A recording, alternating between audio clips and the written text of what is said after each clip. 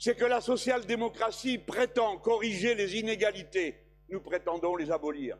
La social-démocratie prétend le faire en répartissant inégalitairement au profit de ceux qui ont le moins les fruits de la croissance, ce qui suppose une croissance sans fin.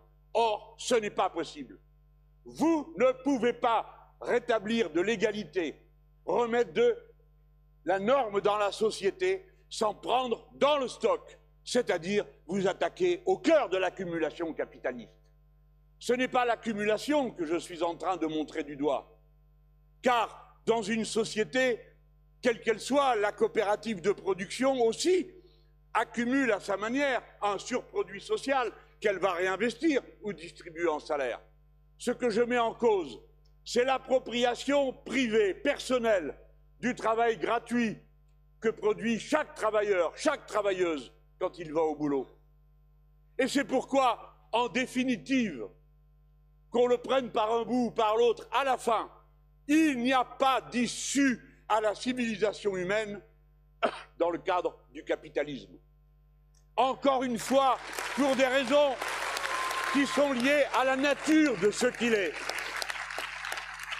Et en vous en pointant un aspect le plus catastrophique, celui du bug écologique, que tout le monde comprend, vous allez voir la nature fondamentalement mauvaise de ce système.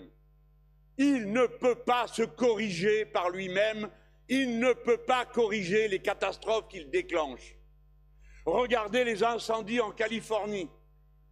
Eh bien, à première vue, c'est un incendie et du feu. Non, c'est le résultat du changement climatique. Ensuite, tout brûle. Eh bien, c'est normal que ce qui doit brûler brûle. Non, c'est parce qu'il n'y a pas d'eau disponible en quantité suffisante, parce qu'on a mis l'eau à des sociétés privées qui les cotent en bourse. Donc, plus il y a besoin d'eau, plus elle vaut cher. Plus vous en avez besoin pour éteindre l'incendie, moins vous pourrez y avoir accès parce que vous n'en avez pas les moyens. Voilà un concentré de ce qu'est le capitalisme, de sa manière d'accumuler en créant la rareté. C'est une idée qui est compliquée, qui va contre l'intuition, mais le capitalisme a besoin de la rareté pour créer de la valeur d'une manière artificielle.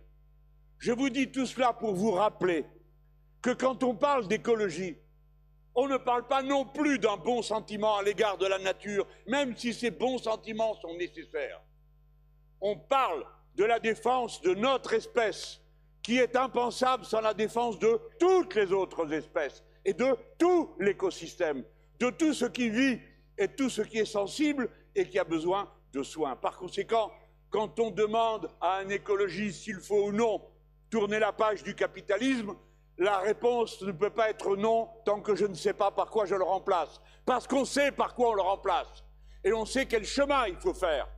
Ce chemin, c'est celui d'une transition entre la société actuelle dont nous voulons tourner la page et celle à laquelle nous visons, que j'ai décrit en général. C'est un programme de transition que le programme L'Avenir en commun.